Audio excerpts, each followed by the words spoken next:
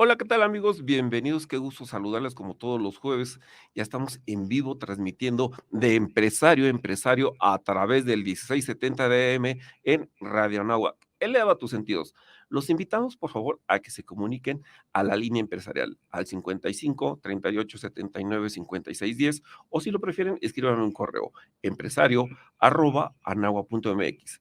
Otras alternativas para que escuchen la entrevista. Por favor, visita nuestro sitio digital www.radio.anagua.mx y si usted es un empresario digital, lo convocamos a que se nos busque en redes sociales, tanto en Facebook y en YouTube, como Radio Anagua, que son nuestras redes oficiales. Aquí va a poder ver la transmisión en vivo todos los jueves de 4 a 5 de la tarde, o si no tienen la oportunidad de ver el programa en vivo, búsquenos por favor. Tenemos dos canales de streaming, búsquenos en Spotify, ahí tenemos el podcast, búsquenos como de empresario a empresario y en iVoox tenemos otra alternativa. También ahí nos localizan en iVoox como de empresario a empresario.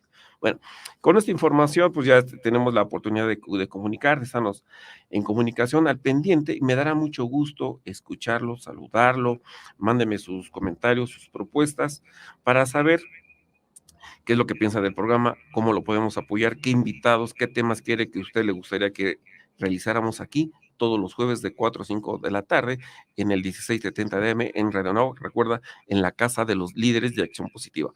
Pues es un gusto iniciar esta conversación y el día de hoy vamos a estar platicando de la famosa reactivación económica en nuestro bello Estado de México. Para tal, hemos invitado a nuestro amigo, él es el licenciado Gilberto Sousa, presidente de la CONCAEM, el Consejo de Cámaras y Asociaciones Empresariales del Estado de México. Gilberto, bienvenido a tu casa de empresario a empresario y Radio Nahuac. Muchas gracias, José Luis. Un gusto, como siempre, estar por aquí con ustedes, platicar un ratito. Y yo creo que de un tema importantísimo pero no solo para el Estado de México, sino para el país entero, el tema de reactivación económica. Así es, estimado Gilberto. Y fíjense, estimados amigos, auditorio, siempre estar hablando de estos temas tan importantes es algo que nos merece nuestra atención, porque debemos de estar vislumbrando cómo viene el PIB, cómo viene la inflación, los empleos en el IMSS, el tipo de cambio. Permíteme, Gilberto, estimado auditorio, voy a compartir una pequeña nota que nos manda el Instituto Mexicano de Ejecutivos de Finanzas respecto a este tema. El IMEF Nacional nos manda su encuesta de perspectivas económicas. Y fíjese usted que es empresario. Para el crecimiento del PIB, el IMEF estima que creceremos a 1.9, tendremos una inflación de fin de año de hasta 8.1, un empleo en el IMSS se espera o estiman de 515,000 unidades de trabajo, un tipo de cambio de hasta de 20.80. Entonces, con este preludio de que estas manifestaciones que nos hace el IMEF para 2022 y para 2023, ponga usted atención. Si usted es empresario a nivel nacional o aquí en nuestro bello Estado de México, tome nota, por favor. El IMEF considera que para el PIB para 2023 creceremos a un ritmo de 1.2, tendremos esperar una inflación de 4.8, un tipo de cambio de hasta de un 21.50 y se estima que se generarán empleos o habrá empleo registrado ante el Seguro Social de 410,000 trabajadores. Bueno, con este boletín que nos comparte, reitero, el Instituto Mexicano de Ejecutivos de Finanzas, le pregunto a nuestro invitado, al Gilberto Sousa, presidente de la CONCAN. Estimado Gilberto, ¿cómo vislumbras que creceremos en el PIB en lo que resta de pues ya entramos ya en los últimos trimestres de 2022? Fíjate que analizarlo desde dos perspectivas. Una positiva, que es la del Banco de México, que vislumbra que cerraremos el año con un crecimiento del 2.4 o 2.6%. Y digo positiva a comparación de la que eh, desde temas internacionales se manifiesta, particularmente la OCDE, que manifiesta que habrá un crecimiento no mayor al 1.9%. ¿Y por qué decía que en comparaciones? Porque en realidad, aunque crezcamos al 2.6, sigue siendo un tema catastrófico para el país. ¿Por qué es un tema catastrófico para el país? Porque un país como México debería estar creciendo arriba del 4% para por lo menos pensar en que estamos generando la riqueza suficiente para mantener la población del país.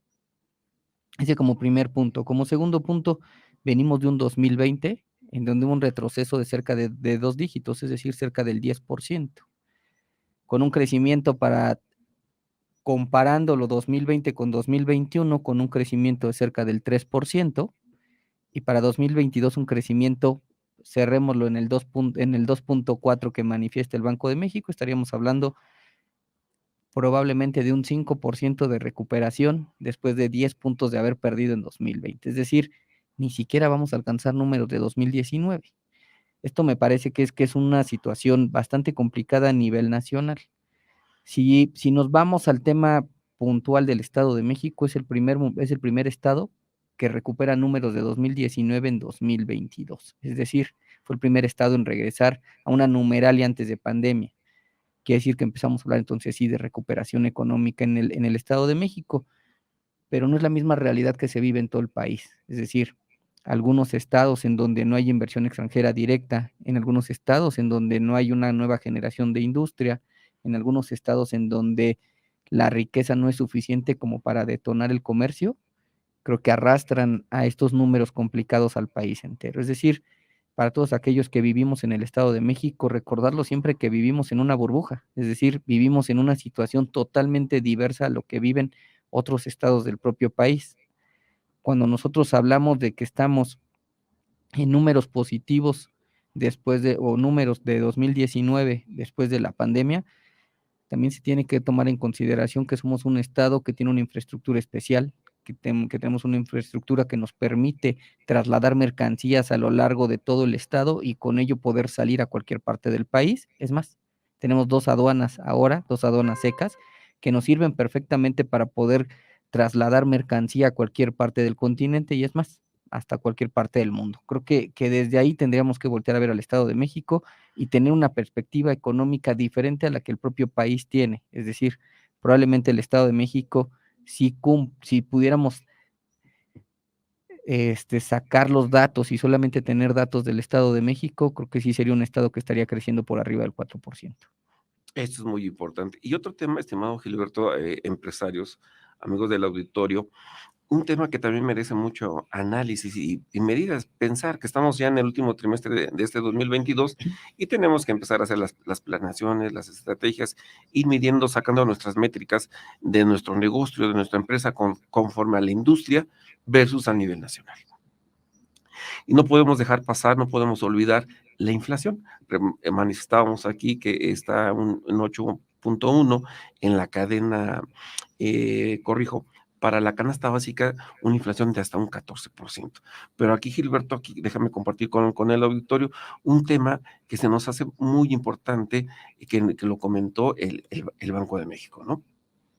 Banco de México sube su expectativa de inflación y espera, regresemos, escuche usted.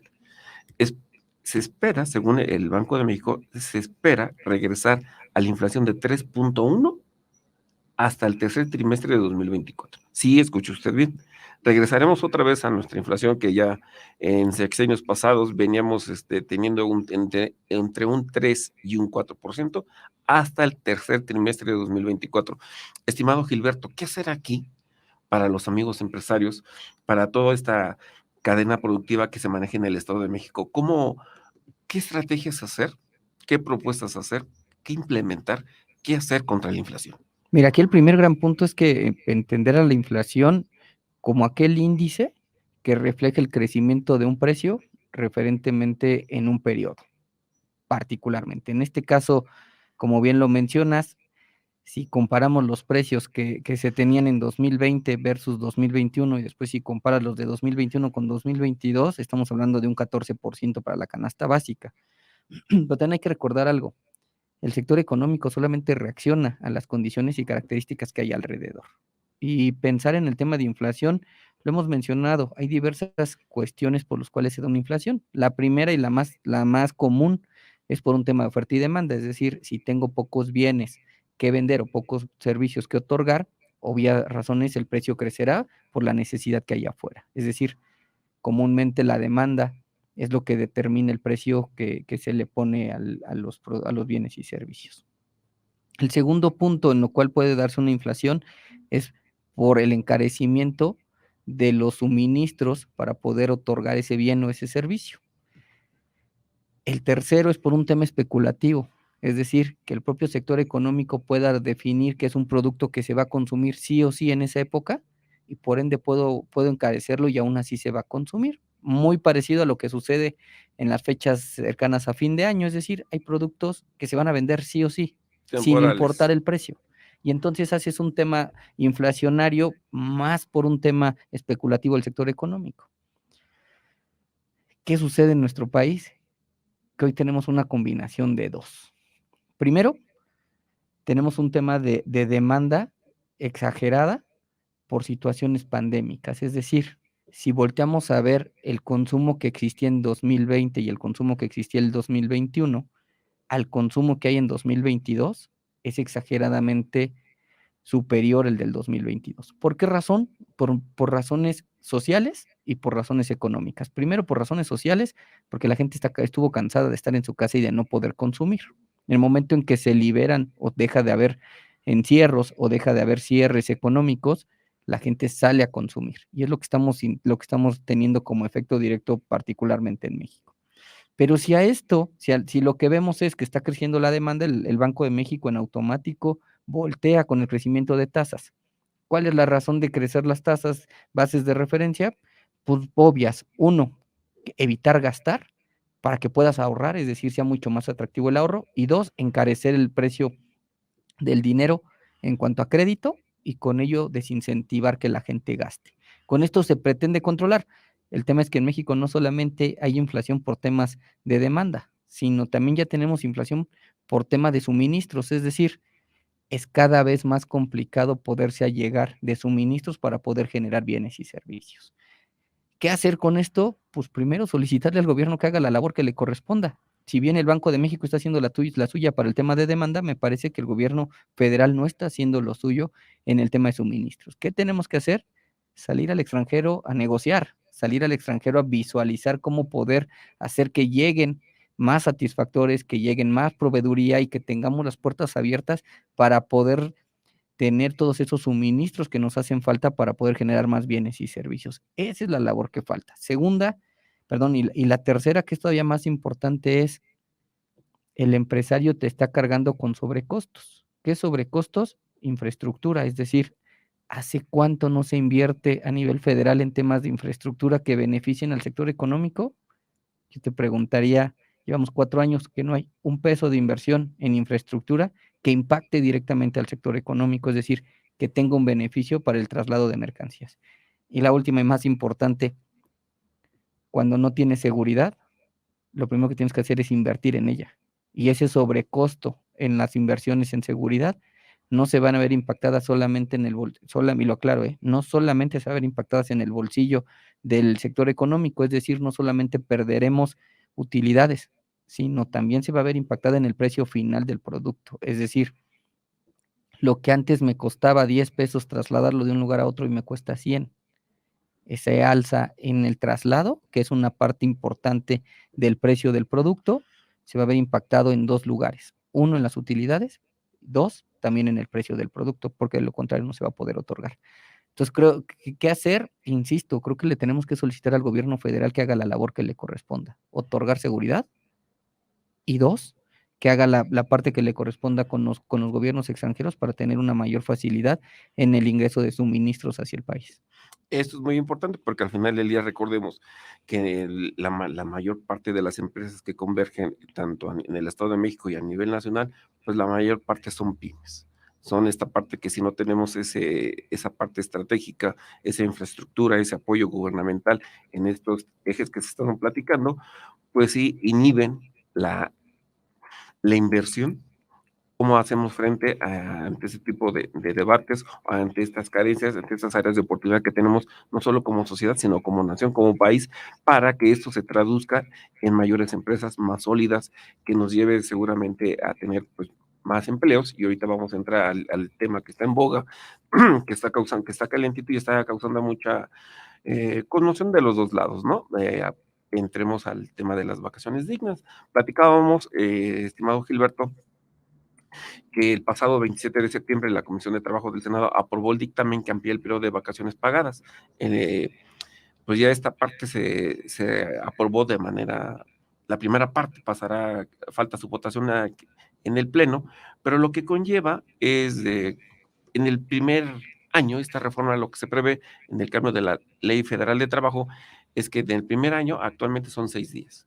Con la propuesta de reforma, en el primer año serían 12 días, en el segundo año 14 días, tercer año 16 días, cuarto año 18 días, 5 años 20 días, y así progresivamente pasará de 6 a 10 años 22 días, de 11 a 15 años 24 días, 16 a 20 años 26 días, de 21 a 25 años 28 días, de 25 a 30 años 30 días, y si usted tiene una antigüedad de 31 hasta 35 años, gozará de hasta 32 días de vacaciones.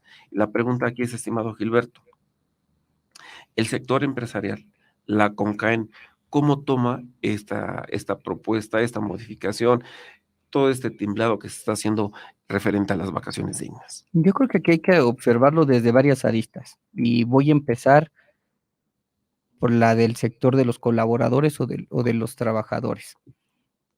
Mi estimado Gilberto, mira, vamos a hacer un pequeño corte, vamos a esperar que vamos a pausa y regresamos para escuchar al presidente de la CONCAEN, el licenciado Gilberto Sausa. Yo soy José Luis Sánchez de la US, estamos transmitiendo a través del 670 de AM, de Empresario a Empresario.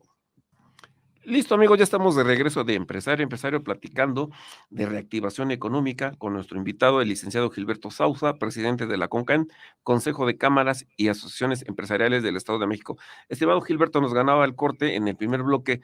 ¿Cuál es esa visión que tiene la CONCAN respecto a este proyecto de reforma que ya pasó su primera etapa en el Senado de la República en el tema de las vacaciones dignas? Te decía, yo creo que hay que observarlo desde varias visiones, o desde varias ópticas. De la primera, desde la arista de los colaboradores o bien de los trabajadores, creo que el poder actualizar el número de vacaciones tiene una afectación importante y de beneficio para ellos. Sí, sí, yo creo que sí. El primer punto sería que cuando hablamos de desarrollo organizacional, creo que también tendremos que ver que no se generen también temas de algún tipo de afectación psicosocial. Me parece que las vacaciones abonan a evitar este tipo de situaciones o de problemáticas en afectaciones psicosociales para el propio colaborador. Me parece positivo desde esa arista, pero no es la única. Tendremos que voltear a ver las demás. La siguiente arista es, si lo volteamos a ver desde una perspectiva de generación de riqueza, también te podría decir que seguramente generará turismo, que seguramente generará riqueza en cierto tipo de gastos o de inversión que se tenga que hacer desde el sector económico para recibir eh, de mejor manera estas vacaciones para nuestros colaboradores. Pero el tercer punto que no se han puesto a observar es el impacto directo que se tiene en temas de eficiencia y que se tiene en temas de generación de riqueza de las propias unidades económicas. ¿Por qué razón? Porque comúnmente cuando en el Congreso de la Unión se negocia, se cabildea o se analiza una situación de impacto para el sector económico, tienen en la mente que el sector económico son las grandes empresas o las transnacionales. Y hay que recordarles a los legisladores que solamente el 2% de este país son empresas transnacionales o grandes. Las demás, el otro 97.9% son empresas medianas, pequeñas y micros. Pero aún así, si quitáramos a las medianas, estamos hablando que cerca del 80% de las empresas en este país son micro y pequeñas. Y olvidémonos de la generación de riqueza, es decir, del tamaño de facturación que tienen, y vayámonos al tamaño de las empresas por el número de colaboradores. Y seguimos igual. Menos del 75%, perdón, cerca del 75% son micro y pequeñas, es decir, tienen menos de 10 colaboradores. Yo te preguntaría, José Luis, ¿qué sucede con una persona que tiene un solo compañero dentro de la empresa? Es decir, es una micro, son 2 colaboradores y el dueño de la empresa. Y el proceso productivo está dividido en 3, es decir, tienes el 33% del proceso productivo y te vas de vacaciones 12 días. Y 12 días que si los convertimos a días naturales estamos hablando de cerca de 24 días. ¿Qué sucedería con ese proceso productivo cuando el 33% del capital de mano de obra se va de vacaciones 24 días? Es decir, paras totalmente la producción. Y creo que ahí nos está observando. Creo que ahí nos está volteando a ver y estamos hablando que es más del 70% de las empresas de este país. Creo que ahí es en donde tendríamos que analizarlo. Insisto, tampoco es una negativa el sector económico.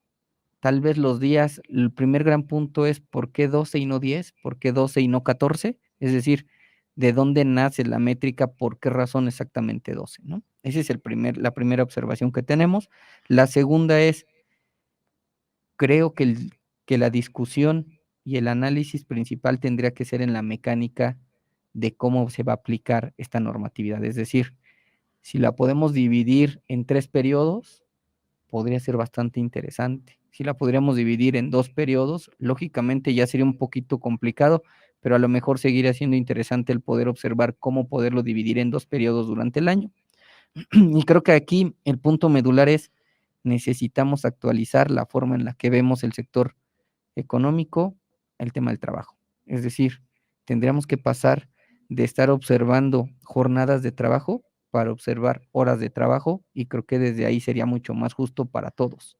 Desde el momento en el que dejemos de ser el único país en este mundo que se sigue catalogando al sector de los trabajadores por jornadas de trabajo y no por horas de trabajo, creo que desde ahí tendríamos que hacer un cambio importante. Y tocas un tema muy importante, estimado Gilberto. Permítame, auditorio, compartirle, lo platicamos un poquito antes de entrar al aire, y había esa sinergia, ¿no? Ese debate que se está dando a nivel nacional con este tema de las vacaciones dignas. ¿Vacaciones es igual, es sinónimo de competitividad? Usted, empresario, tendrá la mejor respuesta porque, como todas las empresas, son un traje a la medida y no podemos hablar en general o generalizar, como regularmente cuando se publican las reformas, pues se basan a veces los legisladores, ¿no? Permítame compartirle dos datos. El INCO, el Instituto Mexicano de Competitividad, publicó recientemente su índice de competitividad internacional. Ponga usted atención. En este estudio se realiza a nivel internacional, se hace un estudio entre 43 países. México se mantuvo tristemente en la posición 37 de los 43 países. Escuche usted. Primer lugar, Dinamarca. Segundo lugar, Noruega. Tercer lugar lo ocupa Suiza. Cuarto lugar lo ocupa Suecia. Quinto lugar lo ocupan los Países Bajos, Holanda. Nos vamos a brincar a los últimos lugares. Desgraciadamente, en el lugar 37, pues aquí se ubica nuestro México, ocupando el lugar 37. Brasil, en esta economía grandota, que también a veces es reflejo, lo quieren empatar con nuestro México, ocupa el lugar 38. Argentina, lugar 39. Lugar 40, Sudáfrica. 41, India. 42, Guatemala. Entonces, si se está poniendo a debate el tema de las vacaciones, toda esta parte, aquí la pregunta es, ¿vacaciones es igual a competitividad? Permítale abonarle otro dato.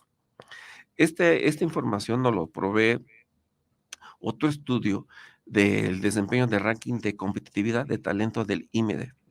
Entonces, aquí son 3 grandes áreas de medición en su ranking de talento. La peor calificada para México es la de inversión en investigación y desarrollo, en donde queda patente que el país tiene una muy baja inversión en educación en términos per cápita y pocos profesores como proporción del alumnado del país. Y mire usted los resultados de este estudio. Este ranking de competitividad del talento del IMED. Ranking general 2021, que es el más reciente. El top 10. Top 10. Suiza, primer lugar, 100 puntos. Segundo lugar, Suecia. Tercer lugar, Luxemburgo. Cuarto lugar, Noruega. Quinto lugar, Dinamarca. Sexto lugar, Austria. Séptimo, Islandia. Finlandia ocupa el octavo, nuevamente Holanda o Países Bajos en noveno, y Alemania ocupa el 10º lugar. El top en América. En el lugar 14, Estados Unidos. En el lugar 15, Canadá. En el lugar 48 de este estudio, Chile. En el lugar 54, Argentina. Lugar 55, Colombia. México, nuestro bello México, ocupa el lugar 59. Brasil, el lugar 60. Perú el 62 y Venezuela en el lugar 64. Reitero, ahí está el ranking de competitividad del talento del IMD, ligándolo entonces con esta plática que estamos teniendo con el presidente de la CONCAN, Gilberto Sousa. Estimado Gilberto, escuchando estas cifras, reitero, ¿vacaciones es igual a competitividad?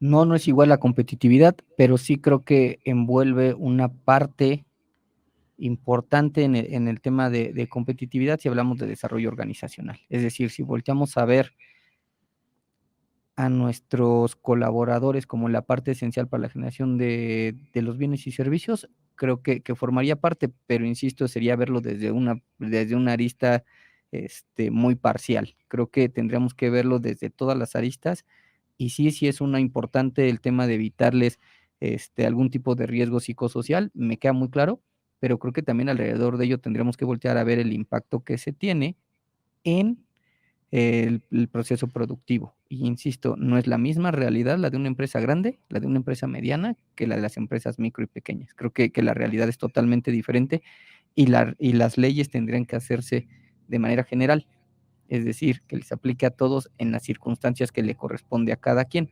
En este caso, creo que no podría haber una generalidad mencionando que el proceso de implementación de la normatividad va a ser 12 días ocupados en un solo periodo, sino tendrían que venirse una implementación de 12 días probablemente, en una implementación de 3 periodos en el año, de 2 periodos en el año, y creo que desde ahí podríamos tener una mayor facilidad para no generar una ineficiencia o un problema en la producción de bienes y servicios. A mí se me hace muy interesante, estimado Gilberto, esta parte de que estás comentando, de que tendríamos que voltear a ver y analizar los modelos de negocios, el aspecto psicosocial de cada industria, pensando que pues, hay diferentes ejes a nivel nacional y en nuestro México.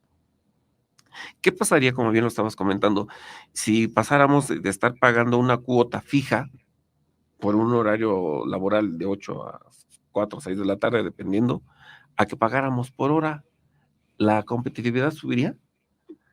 Yo creo que sí, en el momento en el que puedes evaluar a mayor, bueno, que se lo platica un financiero aquí enfrente de mí, en el momento en el que puedes evaluar la productividad a detalle, lo que genera en automático es eficiencia. Entonces, si quitamos un tema de jornada laboral Rígido. de 8 horas rígido y te conviertes o lo llevas hacia un tema de poder evaluar a detalle la hora, creo que lo que generaría sería eficiencia para todos. O sea, en ese momento generaría esa eficiencia para todos los sectores, para el sector de los trabajadores, para el sector de la producción y para el sector, por supuesto que va a tener una eficiencia total para el sector de los consumidores. Eso, bueno, pues ahí la dejamos votando, ahí la dejamos votando, para que lo vaya pensando. Usted, como dueño de su organización, de esas unidades económicas administrativas, tendrá pues la mejor versión, qué hacer, cómo negociar, cómo sentarse, cómo hacer una planeación estratégica efectiva, cómo negociar con su planta laboral, con el capital humano, de cómo llegar a un acuerdo, un ganar-ganar de las dos partes. Digo, porque la iniciativa privada no está peleada con el aumento de las vacaciones dignas. Y bueno, ahí lo tiene usted, ya lo escuchó aquí en De Empresario a Empresario con el licenciado Gilberto Sousa. Estimado Gilberto, algo que también viene a la par para lograr subir y agregar valor agregado a nuestra producción, a nuestro modelo de negocio, y lo platicábamos un poquito antes de entrar al aire. La innovación en las pymes y los modelos de negocios. ¿Cómo fortalecer, desarrollar, fomentar, capitalizar ese talento que hay en nuestro México, surgido de las universidades? Pues, hago un paréntesis, aquí te quiero felicitar públicamente, estimado Gilberto, te seguimos Ujú.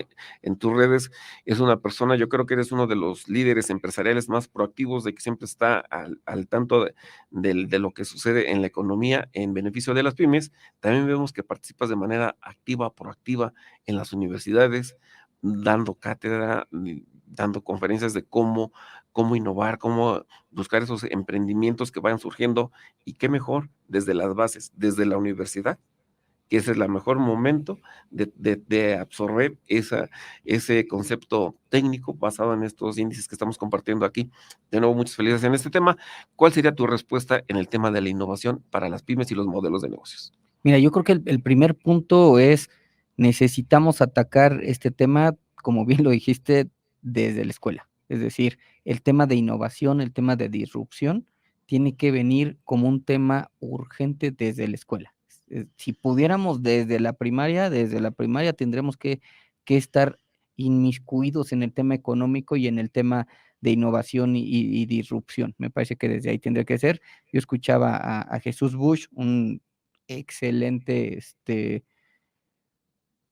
activo que tenemos en este país y que lo que hace es incentivar el tema de innovación y de disrupción desde los niños. Entonces creo que tendría que haber vacunas de este tipo, si pudiera ser desde el preescolar, primaria, secundaria, preparatoria y en la facultad o en nivel superior, poder generar ya un ecosistema mucho más claro en el tema de innovación y disrupción, creo que sería importante.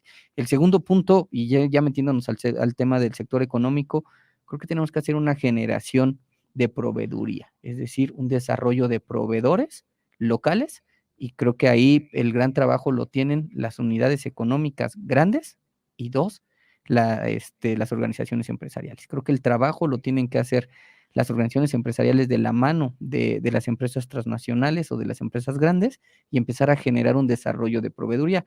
¿Y a quién se lo digo? Si no es que a José Luis, que forma parte de Canacintra, y que Canacintra ha venido haciendo un gran trabajo en generación de proveeduría, de desarrollo de proveedores, y creo que desde ahí tendríamos que trabajarlo. Creo que desde ahí tendríamos que empezar a formar esta parte, creo que desde ahí tendríamos que empezar a generar mucho mayor trabajo. Y yo te diría, el punto importante es empezar a empujar el tema de inversión. Creo que tenemos que empezar a invertir. Insisto, y perdón que lo dije en el bloque pasado, la infraestructura es importante porque la infraestructura trae consigo inversión, y si tenemos inversión en este país, lo que vamos a requerir en automático es generación de proveeduría local. Y creo que vamos sobre esa arista. Es importante, insisto, verlo desde todas las ópticas y empujar todas las ópticas. Eso es muy importante, estimado auditorio. Pues vamos a hacer nuestra segunda pausa, recordándoles, invitándolos, que estamos transmitiendo en vivo a través del 1670 de AM en Radio Anáhuac. Eleva tus sentidos. También los convocamos a que visiten nuestro nuevo sitio digital. Por favor, búscanos en tu navegador www.radio.anahua.mx, o si lo prefieres, sigue esta entrevista, sigue al licenciado Gilberto Sousa aquí en De Empresario a Empresario a través de Facebook y YouTube. Búscanos como Radio Anáhuac. Ahí estamos transmitiendo en vivo, y si lo prefieres, búscanos en Spotify como De Empresario a Empresario, o en la plataforma iVoox de Empresario a Empresario. Recuerda, la multiplataforma Anáhuac a tu servicio, la información útil, veraz y oportuna la encuentras todos los jueves de 4 a 5 de la tarde en De Empresario a Empresario. Voy a una pausa. Recuerda, soy José Luis Sánchez de la Luz y regresamos. Listo, amigos, ya estamos de regreso de Empresario a Empresario, platicando hoy día en vivo con nuestro amigo, el presidente de la CONCAEN, la cual vamos a agradecer nuevamente su participación. El licenciado Gilberto Sousa es una persona proactiva, con muchos temas, agenda ocupada, siempre brindando lo mejor en beneficio de la sociedad, de la empresa, de los estudiantes de las universidades. Antes de seguir la entrevista, permítame compartir con usted, auditorio, un boletín que nos comparte el Sistema de Administración Tributaria, el SAT, en el sentido que el SAT amplía sus horarios y sus espacios de atención para los contribuyentes después del rezago de citas presenciales originado por la pandemia, y con el propósito de facilitar el cumplimiento de las obligaciones fiscales de los contribuyentes. El SAT realizará las siguientes acciones. Las oficinas de atención al contribuyente en todo el país, ojo, en todo el país, se dedicarán a atender a personas morales los viernes a partir del 7 de octubre hasta el 30 de diciembre de 2022, en un horario de las 9 a las 16 horas, previa cita. Entre los principales trámites que los contribuyentes podrán efectuar está la inscripción al RFC, así como la firma electrónica, la e-firma. Se pondrá en operación una oficina móvil, estrategia que acerca servicios y trámites del SAT a zonas lejanas de las oficinas de atención al contribuyente. En un primer momento se visitarán las entidades. A nuestro auditorio de Oaxaca, atención, visitan Oaxaca, Quintana Roo, Sinaloa, Veracruz. Y para atender personas físicas, principalmente en una segunda etapa, atención a la gente de Monterrey, Guadalajara, Cancún, Mérida, Tijuana, Ciudad Juárez y Ciudad de México para la atención preferentemente de personas morales. Bueno, esta información, reitero, es del SAT. Esto comienza a partir del 7 de octubre. Estimado auditorio, bueno, ahí tiene usted estos datos para que vaya y tome nota y no se me atrase usted en sus trámites del SAT para evitar alguna visita, alguna cancelación de sello digital o renueve su firma electrónica, que es muy importante para que haga usted todos sus trámites ante las autoridades, en este caso del sistema de administración tributaria. Bueno, gracias al SAT por mandarnos su boletín. Estimado Gilberto, un tema que también es bien importante, lo comentabas, ya has hecho mucho énfasis, la inversión. La inversión. Y aquí en tu primera entrevista, recordemos al auditorio que nos platicabas que la Concan iba a firmar un convenio con Nafin. ¿Cómo ha caminado, cómo ha sido tu actuar, esta sinergia que tienes muy productiva con las autoridades, en este caso con Nafin? Fíjate que aquí vamos a analizar un punto. Creo que el momento más álgido para el tema de contratar deuda es el momento en el que estamos viviendo en este país. Lo dije en el bloque, en el primer bloque. Una estrategia del Banco de México para desincentivar el tema de consumo ha sido el elevar las tasas. Entonces, hoy en día pensar en un tema de adquirir deuda es complicado. Aunado a ello, de todas maneras se tiene que contratar deuda, o sea, no hay opción. ¿Qué se convierte esto? En una gran necesidad de ser aliados con Nacional Financiera. ¿Por qué es importante ser aliados con Nacional Financiera? Por varias vertientes. La primera es, necesitamos empujar desde el sector económico junto con autoridades que la forma de calificar el riesgo para que un empresario pueda o no recibir un crédito tiene que cambiar. Es decir, después de 2 años de cierres, después de 2 años de dificultades para poder vender, es imposible que tengamos unos estados financieros como los que teníamos antes de 2019. Es decir, no hay forma de que unidades económicas que requieren el crédito puedan tener los datos como estaban acostumbrados en las instituciones bancarias privadas. Es decir, es imposible. Entonces, trabajando con Nacional Financiera, empezamos a trabajar el tema de riesgos, es decir, necesitamos cambiar la óptica, perdón, del sector financiero para empezar a tener otra forma en la que se puedan evaluar los riesgos. Ese es el primero. El segundo es, estamos trabajando en un gran proyecto, lo platiqué la ocasión anterior que asistí,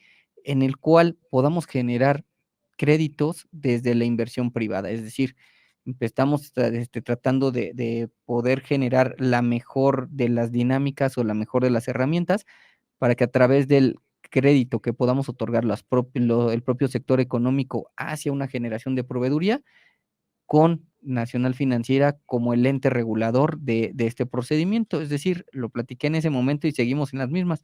Por cada peso que podamos poner el sector económico, Nafinsa pondría 2.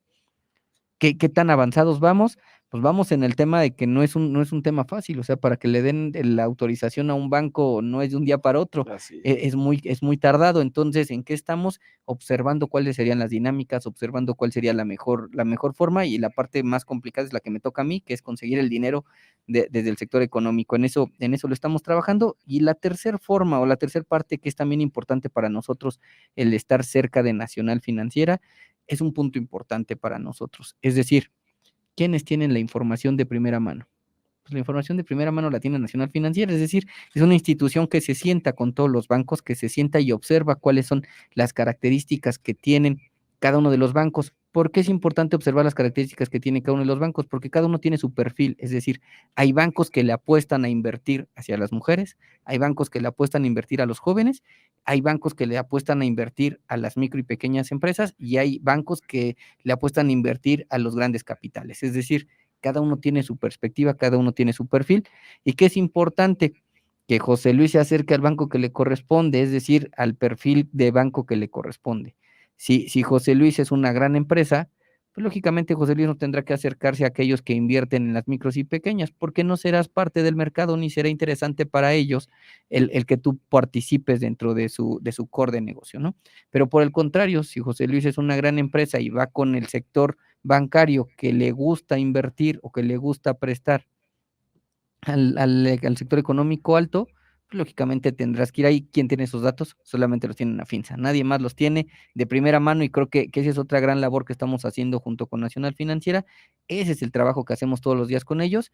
Y la última, que se hizo muy importante en temas de pandemia, lo que hace Nafinsa con los gobiernos. Es decir, ¿de qué sirve que el gobierno tenga el dinero? ¿De qué sirve que Nafinsa tenga los programas si no está de la mano con el sector económico? Es decir, nadie sabe lo que estamos sufriendo en el sector económico más que el propio sector económico, y tendríamos que estar de la mano todos los días con el gobierno junto con Nafinsa para que estos programas sean efectivos y eficientes. Eso es muy importante, estimado Gilberto. Coméntanos algo más. Reitero, yo creo que es de los presidentes de los organismos de la iniciativa privada empresariales más proactivos. ¿Cómo los trabajos de la CONCAEN y la Secretaría de Desarrollo Económico en el Estado de México? Fíjate que es bien interesante. Si observamos, durante pandemia, fuimos uno de los principales estados que captaron inversión extranjera directa durante pandemia. Es decir, y no fue una pandemia que afectara al país, sino es una pandemia global, afectó a todo el mundo. Y aún así tuvimos cerca de 10,000 millones de dólares invertidos en estos 2 años para el Estado de México a través de la inversión extranjera directa. ¿Cómo se logró esto?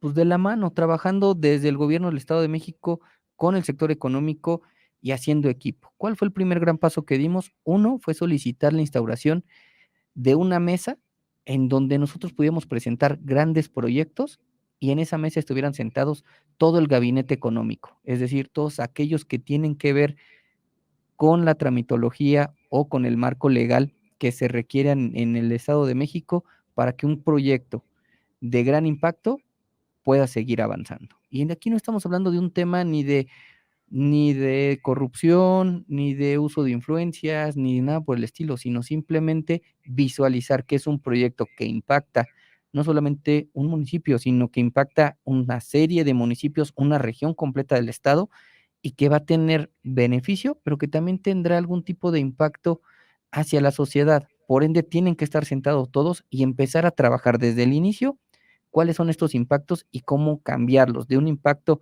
que podría generar alguna problemática a un impacto que sea totalmente positivo. Se empezaron a trabajar en estas mesas, y estas mesas al día de hoy funcionan perfectamente. Es decir, desde el sector económico anunciamos una inversión que va a tener un impacto regional o que va a tener un impacto en más de un municipio, y lo primero que hacemos es avisarlo, formar esta mesa, trabajarlo de la mano, y lo que genera es que si un trámite se tardaba entre 1 año y año y medio en que pudiera avanzar, hoy estamos hablando de que es un trámite que en 3 meses, 4 meses lo tienes perfectamente terminado. En proyectos que hablamos que el sector económico tiene vislumbrados para 2 o 3 años, hoy son proyectos que el sector económico lo vislumbra para el mismo año. Es decir, empezamos a tener eficiencia en los temas regulatorios. Si bien es cierto, la mejora regulatoria no ha venido desde la legislatura, sí la hemos podido trasladar al día a día, al trabajo continuo. Eso hablando de gran impacto. Si hablamos de micro y pequeñas unidades económicas, creo que el trabajo que se ha hecho desde la CONCAEM junto con el Instituto Mexiquense Del del emprendedor. emprendedor, creo que ha sido significativo. Es decir, si lo hemos hecho para las universidades, imagínate lo que hemos hecho para los pequeños y microempresarios. Pues, lógicamente hemos llevado capacitación, hemos llevado sinergia, vinculación. Un ejemplo claro, la semana pasada tuvimos a través de la Secretaría del Campo el inicio de la semana para festejar el Día del Café. Es decir, empezamos con un proyecto en el cual tanto la Secretaría de Desarrollo Económico, la Secretaría del Campo y el Consejo de Cámaras y Asociaciones Empresariales del Estado de México, el CONCAEM, hicimos un trabajo en el cual vamos a dar capacitaciones a todos los productores del campo. ¿Qué vamos a hacer con ellos? Diversas cuestiones. Uno, primero visualizar cómo están en marcas, cómo están en su proceso de dados de alta para que puedan tener su código de barras. Y el tercero, hacer una vinculación directa, tanto con las unidades económicas como con las cadenas comerciales. Es decir, ¿qué es lo que estamos haciendo? Llegando desde la base con la Secretaría del Campo, es decir, con el productor, hacerles un traje a la medida en cuanto a sus necesidades, en cuanto a generarle su etiquetado, su marca, su código de barras, y después ya llevarlos al mercado. Es decir, no podemos involucrarlos al mercado si antes no hicimos todo lo anterior. Entonces, eso es lo que estamos haciendo. Te podría decir, el trabajo con la Secretaría de Desarrollo Económico del Estado de México es estrecha, el trabajo es continuo y lo he dicho en muchas ocasiones, creo que veo mucho más al secretario de Desarrollo Económico del Estado de México que lo que veo a mi familia. Y creo que eso es un dato importante de lo que estamos haciendo en el Estado de México. Esto es muy interesante. Y sí, la verdad, en honor a la verdad, reitero, yo te sigo en tus redes y siempre 2, 3 eventos diarios, todas las semanas digo: "Guau, este hombre no descansa". Muy proactivo en beneficio de la sociedad. Y algo para seguir fortaleciendo el emprendimiento, a las pymes, toda esta parte de la cadena productiva, el Instituto Mexiquense del Emprendedor juega también un papel importante. Digo, reitero, allá, hace algunos años se llevó un diplomado, donde somos egresados, ese es el diplomado de alta especialización financiera, que se llevó dentro de las instalaciones de aquí del tránsito, en Tlalnepantla, cerca de donde está la UNAM. Ahí tienen un campus, por ahí estábamos. Y esto es muy importante porque ese fortalecimiento a las pymes se tiene que dar, tiene que haber una institución y esa vinculación entre la CONCAEM y el Instituto Mexiquense del Emprendedor, aunado a la SEDECO, aunado a NAFIN, todo este cóctel eh, proactivo para fortalecer, innovar, eh, a los modelos de negocios, se me hace uno de los aciertos más significativos dentro de tu gestión, Gilberto.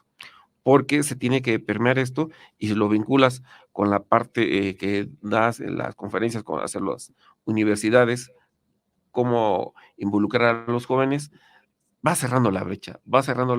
Y como presidente de la CONCAEM, yo considero que es un área de oportunidad muy sólida la que tú tienes con todos los aliados estratégicos, porque si hablamos del campo, pues, puedes hacer algún evento. Vi que hicieron un evento de chiles en nogada.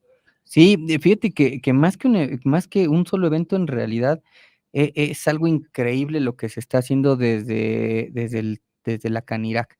Se está trabajando, ya llevan varios años, lo que se trabajó fue todo un mes completo de poder incentivar y poder demostrar hacia el exterior la grandeza que tiene el Estado de México en temas gastronómicos. Particularmente en este fue el festival de los chiles en nogada, pero fue todo el mes, es decir, se estuvo avanzando en todo el territorio del Estado de México, porque en todos los restaurantes del Estado de México en septiembre tenemos chiles en nogada. Entonces, lo que se hizo fue poder demostrar la fortaleza que tiene el Estado de México en temas gastronómicos. Yo te podría platicar, en ese mismo instante en el que estábamos en el evento con la Secretaría del Campo, hablamos de algo interesante para el Estado de México y es, ¿por qué no tener un festival de hierbas?